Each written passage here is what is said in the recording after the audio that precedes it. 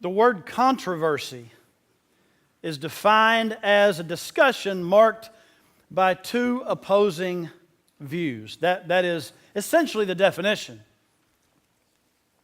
Does not comment on whether those two opposing views are good or bad, are helpful or destructive. Controversy. So when you have two opposing views, I would suggest to you that whether the conclusion of those two opposing views ends up good or bad is determined a lot by how it's responded to. We live in a culture right now where it is almost difficult to have a discussion with two opposing views without something negative coming out of the discussion. And I would submit to you the Scriptures teach something very, very different, particularly in the church. And quite frankly, what the culture does on social media or on the news or on TV, the debates, the screaming, the yelling, the name-calling that the culture produces in controversy, what they do is not as much a concern to me as what the church does. Because I can't control what lost people might do, but as a church body, it's a very different situation.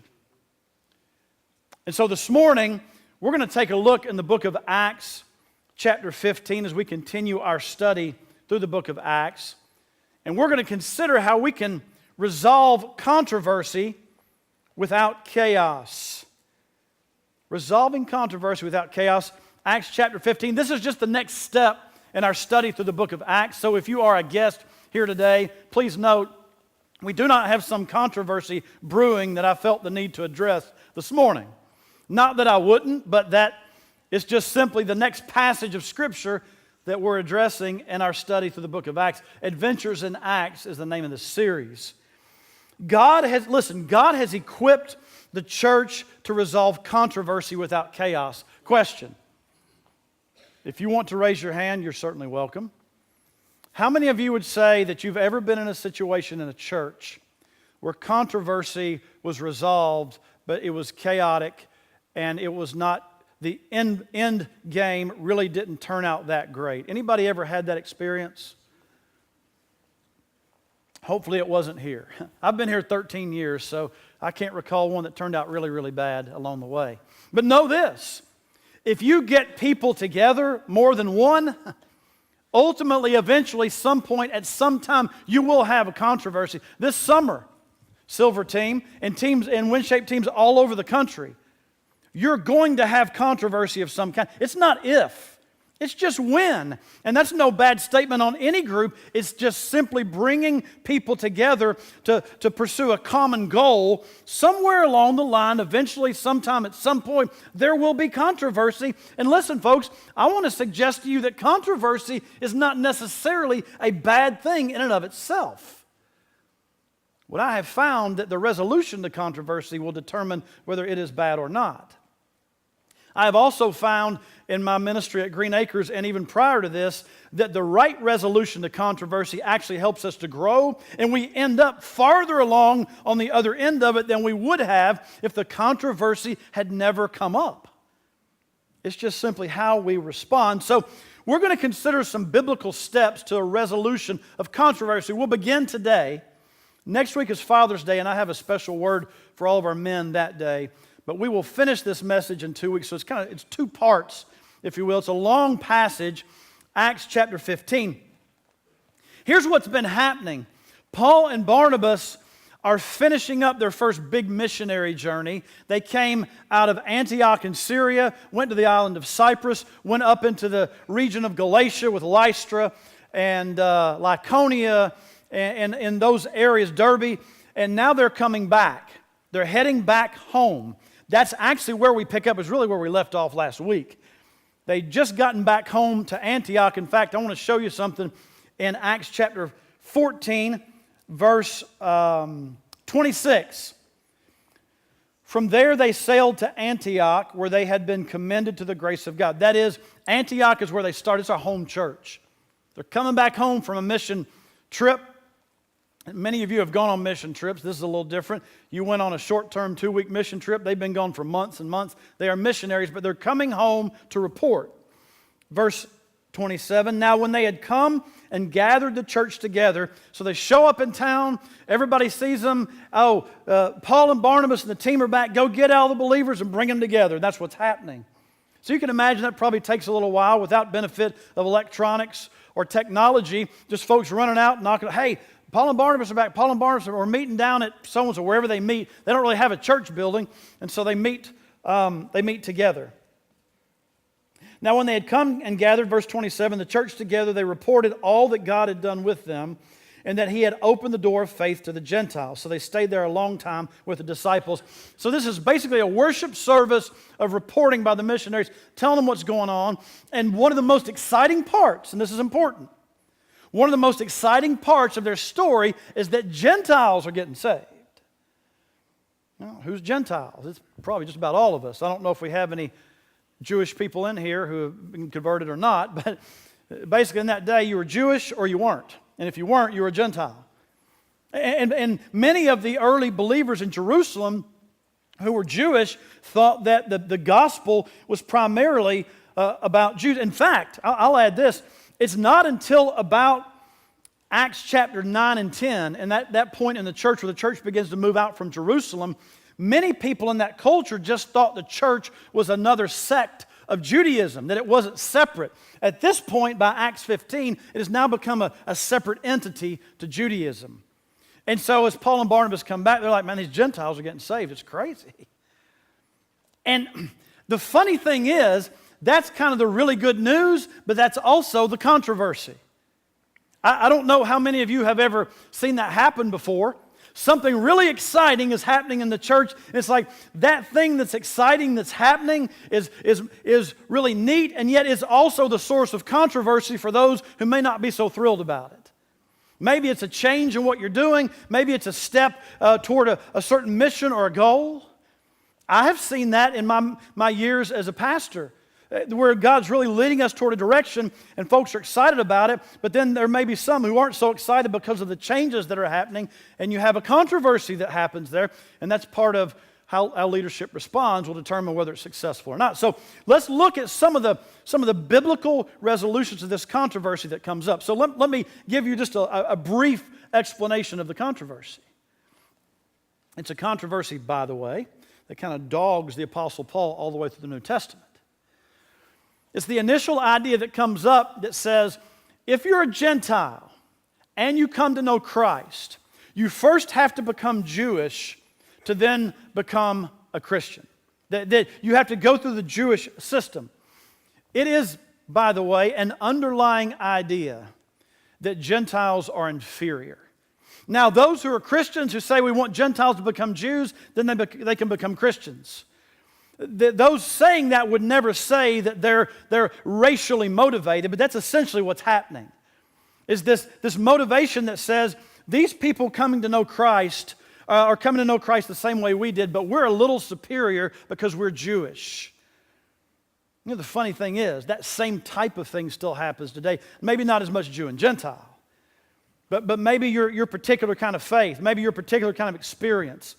Maybe your particular skin color or your particular socioeconomic level. It's like, you know, those folks over there are getting saved, yeah, but because of where we are and because of what our background and because of what we've done, there's this sense of almost superiority. So let's make sure those folks getting saved start acting like we do and dressing like we do, right?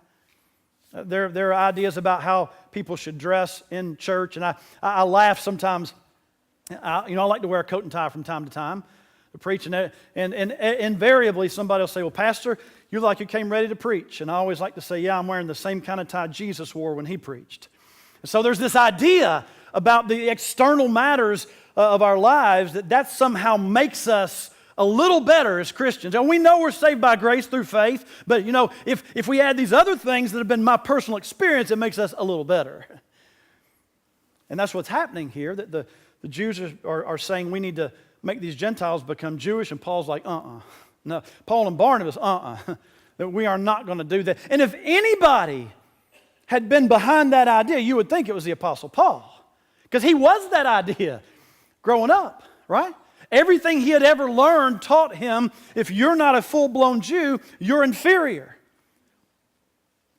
And yet God had so changed him, he said, I understand that's all wrong. So this idea, by the way, a statement that I've made multiple times in the book of Acts, this idea that I get saved and I still have racist type views or ideas that some people are not quite where I am because of where they're from or their background or their experience. And someone will say, yeah, but you got to understand he or she just grew up that way. He or she just kind of has always been that way. So we excuse them for that. And yet I look at the Apostle Paul and say, if there's anybody who needed an excuse for being trained that way, it would be the Apostle Paul, except he wasn't. He was never that. In fact, he changed completely from a Pharisee to like, hey, let's eat pork chops and bacon and win Gentiles to Jesus. Let's get right. So this is the controversy that happens. In fact, the controversy becomes so big, we'll see, that they take it from Antioch and they go down to Jerusalem. Jerusalem, the big church. Jerusalem was still kind of the international headquarters of the church to a degree. Now, Antioch had become that as far as a mission sending agency. But Jerusalem was still, from a heritage standpoint, from a spiritual standpoint, still where a lot of the apostles were. James was the pastor of that church. And so it was still very important to get word from Jerusalem on anything that was a major doctrinal issue. So later on, Paul and Barnabas go down to Jerusalem. We're going to see in this passage. They have what's known as the Jerusalem Council. How many of you in your Bibles at the beginning of chapter 15 have a heading that says the Jerusalem Council? How many of you? Yeah, so that's what this is, or is about to be. It's the Jerusalem Council. And so today's message isn't so much one of those motivational, hey, get fired up messages. It's more instructional, which I guess they should all be. And yet this is one of those that says, let's learn how to walk through some things that allow us when controversy arises. Pastor Johnny, Green Acres Baptist, we just always get along.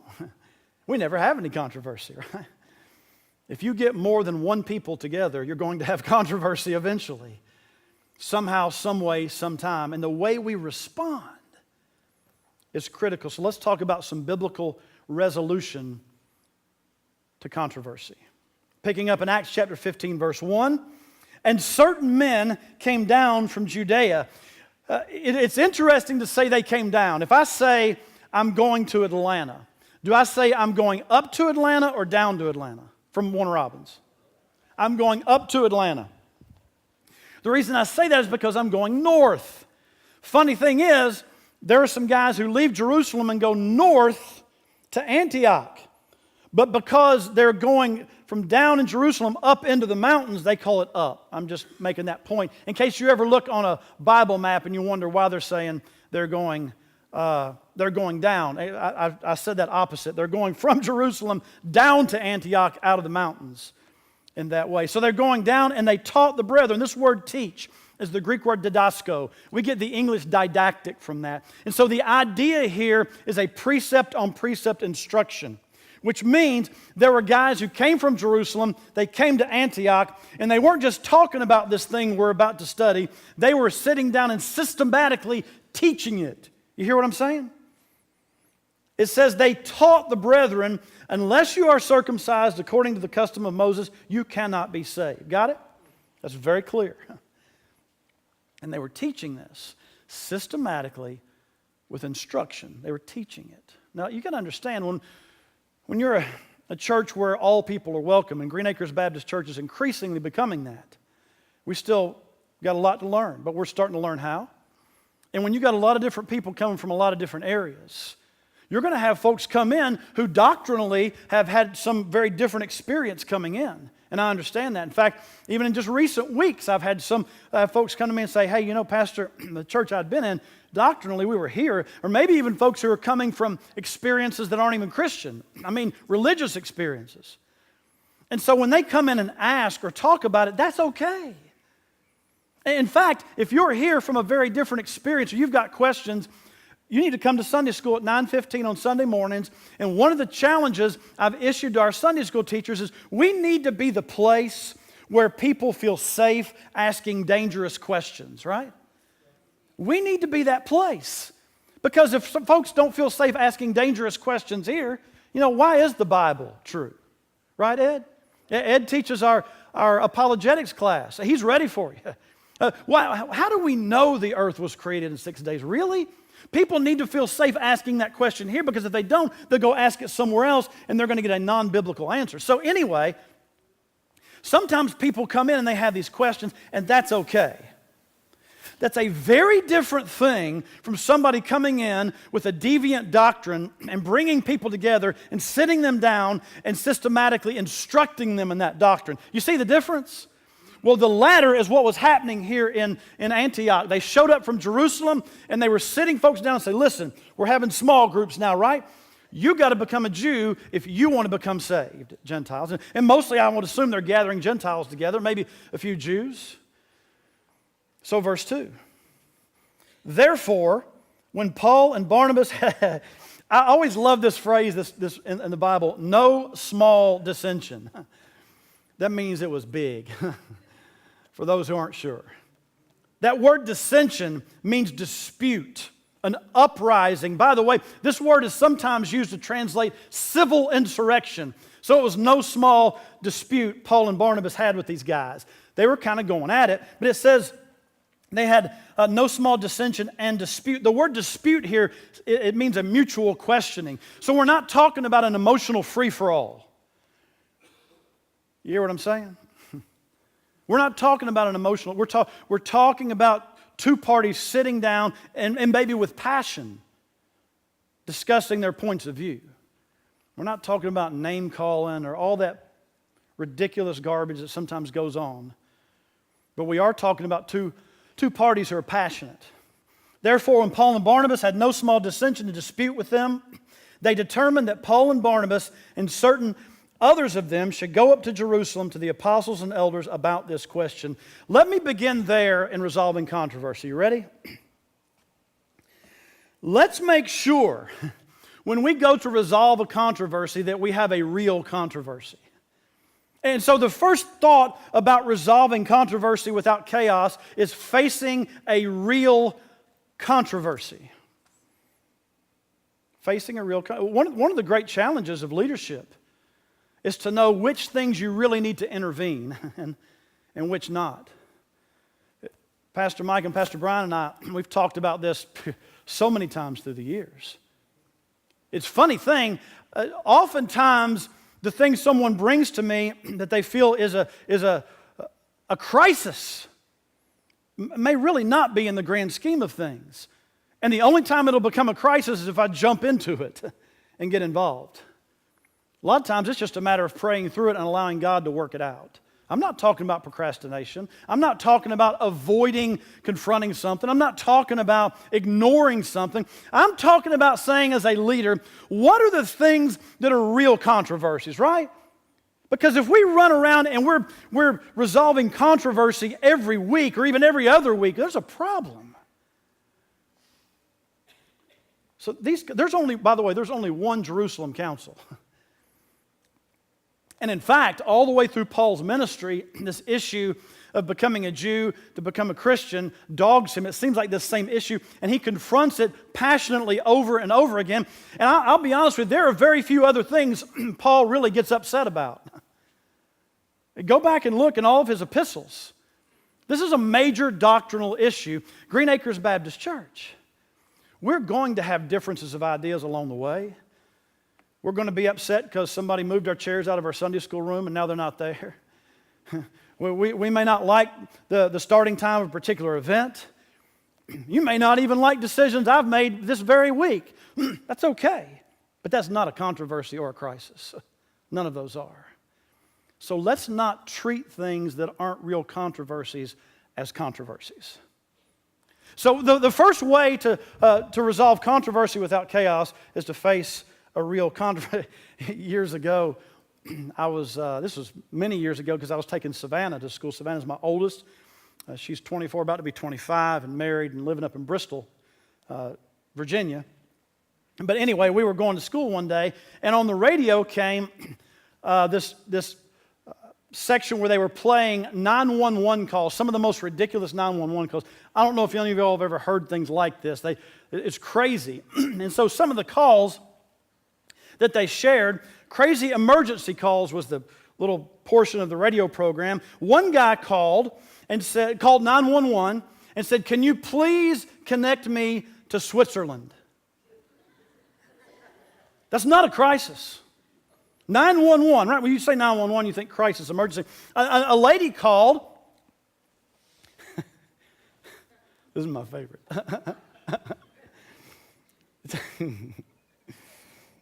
A lady called 911 because of a fight going on in the parking lot. When asked to describe the combatants, she said, "I'll try. There's one man and he's dressed like Elvis." Miss Opal, where are you? He's kicking another man who's laying on the ground and screaming, "You ain't nothing but a hound dog." Maybe that is a crisis. I don't know. It's marginal. One guy called 911 to report he had hiccups. One lady called 911 to report she had a wild mouse in her house. Now, in my house, if my girls see a mouse, they might call 911. I'll just have to say. So it might go that route. Folks, we've got to determine along the way what are things that are real controversies. Just a difference of opinion or a different idea about how to do things, or even a conflict is not necessarily a controversy. So let's not spend our time confronting things that aren't real controversies. So find the real controversy. Second thing is found in a very large passage. So here's what's going to happen. The second point has several subpoints, which I rarely do. I rarely kind of use subpoints, but I just had to in this one to make it make sense. So this second point we're going to talk about, but it covers verses 3 all the way through 29. And we will not finish these today. But here's the thought. From finding the real controversy, form the right conclusions. Form the right conclusions. And this requires sometimes some time and discussion and prayer and walking through things. I got to be honest with you, I can't tell you the number of times people have come to me with true crisis, a true controversy. And in my mind, I'm thinking, I don't really know what to do. It might scare you all if you knew how many times I thought, I don't really know what to do about this. And so we begin to pray and talk and process. And invariably, God gives us some direction ultimately as we walk through it. So let's form the right conclusions, which begins with verse 3. So being sent on their way by the church. I want to point something out. The Apostle Paul and Barnabas, in some ways, could have said, look, we just risked our lives for the missionary work. We don't have to report to anybody. We just put our lives on the line. I was almost killed, almost stoned to death. There was sickness. We faced hostile crowds. We saw people wander the Lord. I'm going to tell you something. We are not accountable to you anymore. We're going to go over here and start us another church. So we don't have to be accountable to the church of Jerusalem. That's not what happened. That's not what happened at all.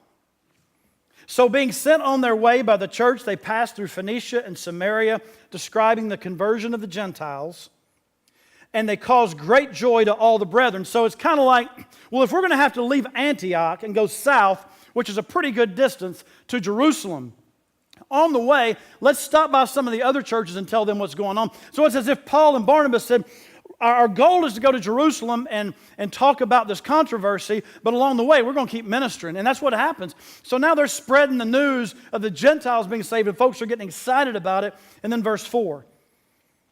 And when they had come to Jerusalem, they were received by the church and the apostles and the elders, and they reported all things that God had done with them. So verse 4 is a summary of what took place in the church in Jerusalem. I'm pointing that out because if you're taking notes, write this down. Galatians 1:11 through 2:10, or Galatians 1:11 through 2:10.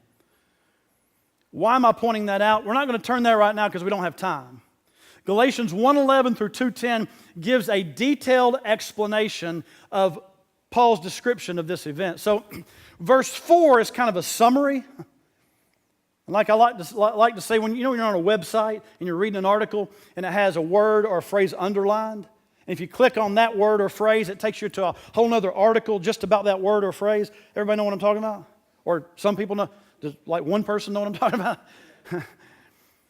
Well, if you were to click on verse 4, you'd get Galatians 1:11 through 2:10 to pop up. It's a much more detailed explanation of Acts 15:4 for the record. And for sake of time, we'll not go there. Verse 5. But some of the sect of the Pharisees who believed. So we've got Pharisees who have been converted, which is pretty exciting. We've got Pharisees who have been converted. By the way, Paul was a Pharisee. But some of these guys who are Pharisees who had been converted were still struggling to kind of lay aside these things they had always learned. Lay aside kind of these ideas they had had for so long. So it says, but some of the sect of the Pharisees who believed rose up, saying, it is necessary to circumcise them and to command them to keep the law of Moses. Now listen, I don't know why the Pharisees were saying this. I don't know what their motives were. Some of them were genuinely convinced, I'm sure, in their heart of hearts, that you had to become a Jew before you become a Christian. The same way today. There are certain ideas sometimes in Christian circles we have about the way faith should look. The kind of hairstyle a person wears, the kind of clothes they wear, those kinds of things. We sometimes have ideas about that really don't have anything to do with conversion or salvation. But in our minds we have the ideas, and we honestly think that. Some of them thought that, the Pharisees, but some of the Pharisees, I want to suggest to you this. Some of the Pharisees knew that if the Gentiles had to become Jewish before becoming Christians, the Pharisees would maintain quite a bit of authority and power in the context of the church. I don't know which ones, but I'm saying sometimes people do things because they want control. We see it happen in the church today at times. And I've got to suggest to you that it's probably some of this group, I don't know about all of them, but some of this group probably had that idea. And so verse 6, now the apostles and elders came together to consider or to perceive the matter. See, the apostles and elders, here's what they wanted. Let's sit down and let's find out God's best, which brings me to my first kind of thought under forming the right conclusions. If you want to form the right conclusions about a controversy, you best have an exclusive desire for God's will. I got to tell you something. You get me a group of people in a controversy, but everybody in that group honestly, sincerely just wants God's best. You have 8 or 10 or 12 people, and they're in a controversy, and they're in a crisis, they're in a disagreement, but all of them honestly just want God's best. You get me that, and I'm telling you, we can resolve some things. We can make some progress. But you get me a group of people together, and 3/4 of them want God's best, but just a few have their own personal agenda about control or ideas. And maybe it's not even control. Maybe they're just bringing ideas to the table that aren't biblical ideas, but are ideas they learned growing up.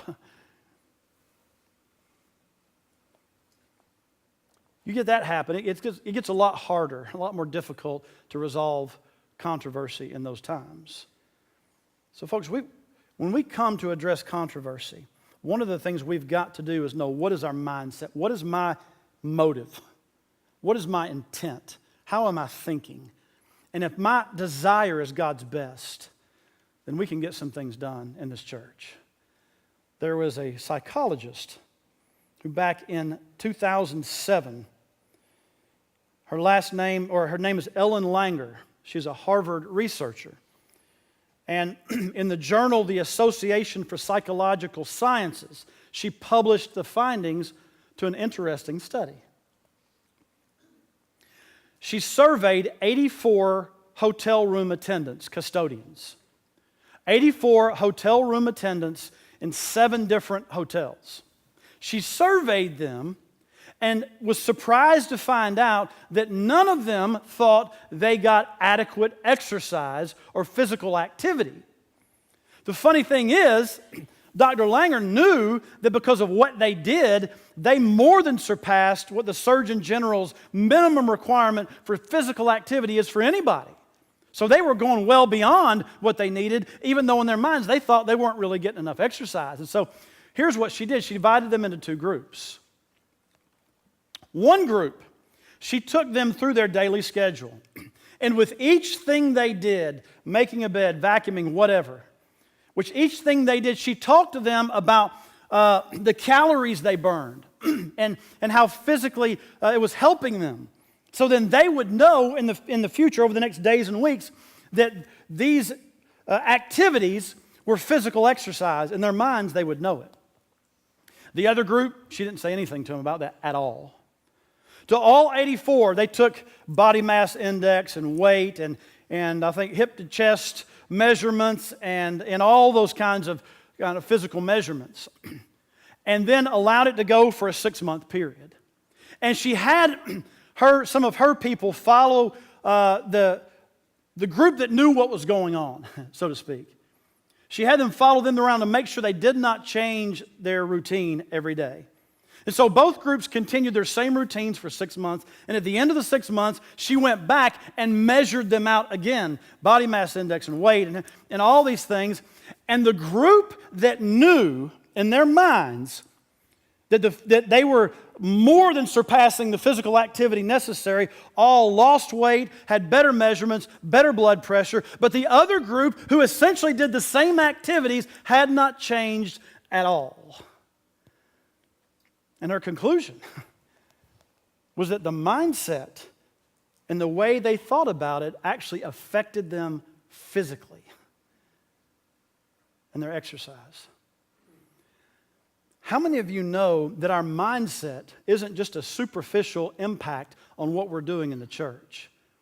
If we're going to resolve controversy, we need to have an exclusive desire for God's will, not just because it looks good, but because it is good and it makes an impact on the outcome our mindset does. So I'm telling you right now, folks, if you're here today and you think about something you disagree with, you need to step back and think, but am I really looking for God's will in this? Or is this just my personal preference? Am I really looking for God's best in this? Or is this just something I learned in a club or a situation when I was growing up or some kind of an event or some kind of an idea I was taught by a relative growing up that's really not biblical? If we want to resolve controversy without chaos, then we need to form the right conclusions, first of all, by having an exclusive desire for God's will and getting all of our minds there as we go. One more thought for today under forming the right conclusions. Look at verse 7. And when there had been much dispute, Peter rose up. Now, so they had all, Paul and Barnabas and the Jerusalem church leaders had all been debating this issue. I want to share that this was kind of put on my heart, not because I think anything's wrong at all, but I want to speak to this group here, and I know it's not your whole group, but guys, I'm telling you, this summer you all will spend an awful lot of time together in awfully close quarters, and a lot of different people from different places, and controversy will arise. And if you get into arguments in your minds, no, that's okay. It's not like you're bad people if you get into a conflict or a debate over something. That's okay. That's going to happen. And you can do that and you can resolve it. So sometimes we get into these arguments, we think, well, that's not very spiritual. I don't know about you, but I see quite a few debates and discussions in the church in the book of Acts. I think it's at times very spiritual. In fact, if something really means a lot to you, maybe you need to get in there and vigorously discuss it. And so here they are. Verse 7, and when there had been much dispute, Peter rose up and said to them, men and brethren, you know that a good while ago God chose among us, that by my mouth the Gentiles should hear the word of the gospel and believe. This is Acts 10, by the way, Acts 9 and 10, where Peter saw the sheep being let down and the Gentile foods and animals there. And he said, Lord, I can't eat that stuff. And God said, have at it, Peter. I got good news. You get to eat all of it now. So not only are you just reaching Gentiles, you're going to become a part of them. And they're going to become a part of your life. And we talked about this back then. You know, it's one thing to say I'm going to reach someone who's different than me. It's another thing to say, and I'm going to bring them sit down next to me, put my arm around them, we're going to become family. Two very different things. So verse 8, this is what's happened to Peter. So God who knows the heart, acknowledged them by giving them the Holy Spirit just as He did to us, and He made no distinction between us and them, purifying their hearts by faith. He said, look, us Jews and them Gentiles, there's no difference. The only thing that makes us all together is the grace of God. And they're not worse than us, they're not better than us, we're not worse than them, we're not better than them. We're all sinners before God, and we need Christ. Verse 10, now therefore, why do you test God by putting a yoke on the neck of the disciples, which neither our fathers nor we were able to bear? Oh, Peter, let's just be real, guys.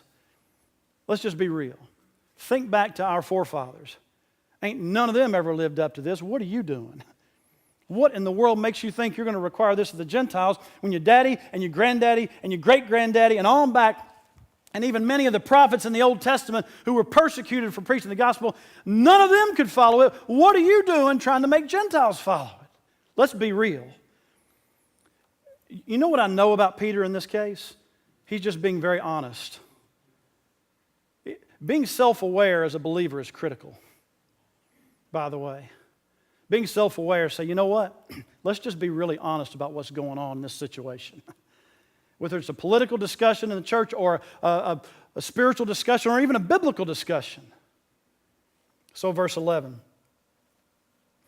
But we believe that through the grace of the Lord Jesus Christ, we shall be saved in the same manner as they. Then all the multitudes kept silent and listened to Barnabas and Paul, declaring how many miracles and wonders God had worked through them among the Gentiles. And after they had become silent, James answered, saying, men and brethren, listen to me. Now pause here for just a second. Paul and Barnabas. Let me just say this. It's a phrase that I learned years ago. Paul and Barnabas got the goods. They went out and risked their lives to preach the gospel over months and months. They put themselves on the line. These aren't guys who know winning Gentiles in theory. They know it because they've been there and they've done that. And they put themselves on the line. And can I just be honest with you? If they had said here, you know what, guys, we're sick of this. We've seen Gentiles get saved. We've seen them walk with the Lord. We've watched it with our own eyes. Do what you want to. We're going. We're leaving. If they had done that, maybe it wouldn't have been right, but I might have understood. Because it's like, you guys are debating all this, and you need to listen to us. Yet they put themselves under the authority of Peter and the apostles and James, the pastor of Jerusalem church. They put themselves under that authority by choice. They willingly did that. You do understand.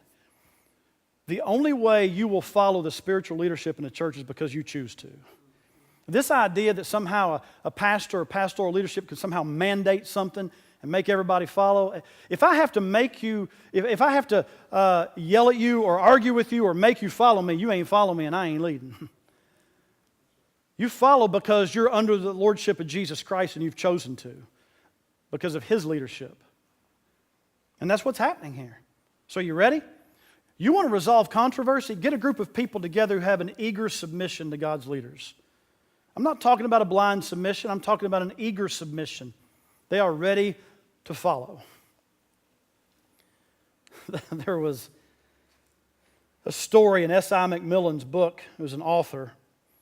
His book called None of These Diseases tells a story of a young woman who wanted to go to college. It's talking about different social issues and things that come up. Talking about a woman who wanted to go to college, and she read the application. And one of the questions on the application was, are you a leader? And her heart sunk because she knew in her heart of hearts that she just wasn't. She could follow and she could serve, but she just wasn't that leader. And she was a very honest young lady, so she put on the application, no, I am not. And assuming that when she got the response back, it would be a rejection. So weeks later, she got the letter from the college. She saw it, and her heart kind of sunk because she knew probably it was a rejection. And she opened it and read it, and this is what it read.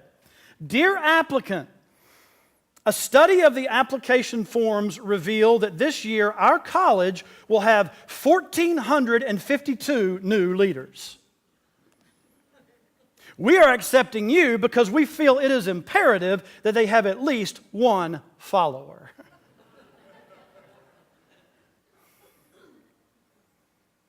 You've got to have some people who trust the leadership enough to say, okay, we're ready to submit to the leadership that God's put us under. Not because, listen, know this, God put me in spiritual leadership here not because I'm smarter than anybody. In fact, I'm sure I'm not. He put me here not because I'm more gifted than He's the most gifted in the church, so He's the leader. He just did it. I don't even know why He did it. He just did. And placed me here. And so there are people sitting in these pews who are much more knowledgeable about the Bible. The pastor has to know more about the Bible than anybody in the church. I hope not, because I'm pretty sure there are several of you who know more than I do. And so, Pastor, why? Then why are you? God called me to be this. And so I answered the call, and here I am. And your calling to follow the leadership in this church is a calling by God. And we can get some controversies resolved when we have that kind of an order in the fellowship of the body of Christ. Not because I'm anything, but just because that's how God set it up. Not because we're anything. So, folks, we can resolve controversy in the church without crisis.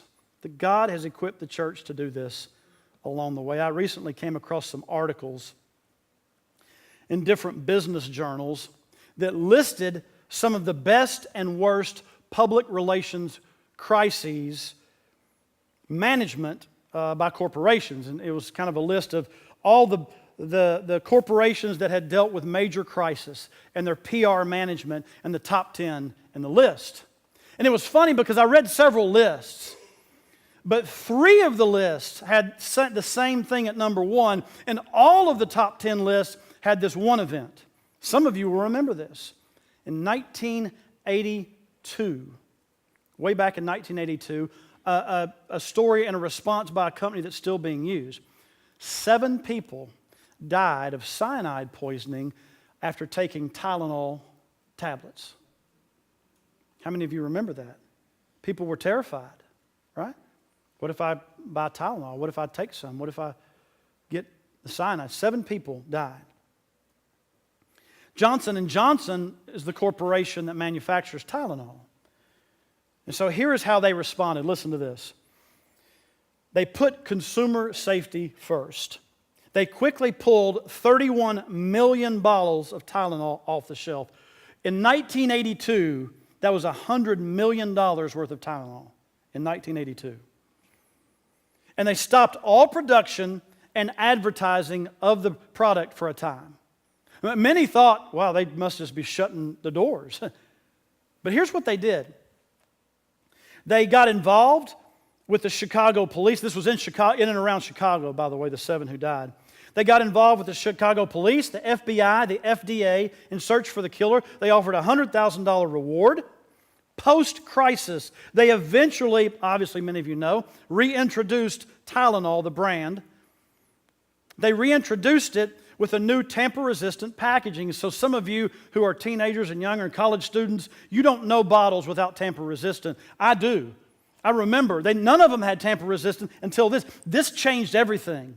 When these 7 people died, all the over-the-counter medication and beyond started making these tamper-resistant packages. And then milk and food started doing the same kinds of things because of this event. But when Tylenol reintroduced their tamper-resistant packages, they also put a $2.50 off coupon for it. That's pretty much how much it costs, by the way. So basically, if you're going to go buy Tylenol again, you get it for free the first time. It is a go-to case study in many MBA classes worldwide. Tylenol's response, and this is a quote from the article, Tylenol's response to the tragic 1982 Chicago murders is regarded as one of the most successful sequences of crisis management in history. And the media appreciated the lengths Johnson & Johnson went to in its concern for the public interest, so the company was portrayed generally in a good light, helping the Tylenol brand to recover. Now, the way the media works today, I don't know if Johnson & Johnson will be put in a good light. It's just a very different time and era. But all I'm saying, so this crisis produced a packaging that made everybody safer. I know that's probably overly simplistic, but that's one of the things that came out of it. Because in a crisis, in a controversy, it was responded to and dealt with in a way that came out on the other side okay. And the Church of Jesus Christ There are going to be times where we have controversy, and that's okay. The way we respond, that's going to be the critical thing. First of all, let's make sure what we think is a crisis is really a crisis. Let's don't be calling 911 because we saw a spider on the floor, so to speak. Let's make sure that we're honestly identifying a crisis. And then once we do that, let's make sure our mindsets are right. We want God's best. And then second, we're ready to follow the leadership as they lead us through resolving it. Now there's more to come here in a couple of weeks, but just these things. Pastor, how does this relate to response or invitation or so forth? So let me say this. First of all, it begins with a group of people who are born again in the fellowship of Jesus Christ. Sometimes crisis is hard to resolve because you may have unsaved people trying to resolve it. Pastor, do you really believe that? I really do. And so if you're here today and you're not certain of your salvation, I got to be honest with you. I hope that you'll come and find out how you can know for certain that you've been born again, because without the Spirit of God, it's pretty hard for us to get together and resolve it God's way. And so that's the first thing. And then the other thing is this. Maybe there's controversy going on in your home, and these things can apply to your home. Maybe you want to come and just pray, God, help us to resolve the controversy in our home the way you're leading us to. Maybe there's a difference of opinion between you and someone else in this church body along the way, and you just want to come and say, Lord, help me to know how to resolve that conflict, that controversy your way. Or guess what? Maybe you want to come and just pray for Green Acres Baptist Church. Maybe you want to come and pray for this silver team over here as they go throughout the summer. Lord, help us, help them always when something arises, when some disagreement, some controversy, help us to resolve it in a way that glorifies you. And maybe you just want to come pray. I'm going to pray and we're going to stand, and then you're going to have an opportunity to respond as the Lord leads. Father, right now in Jesus' name, Lord, give us direction, give us leadership right now. Why don't you stand? As the Lord leads you, you come.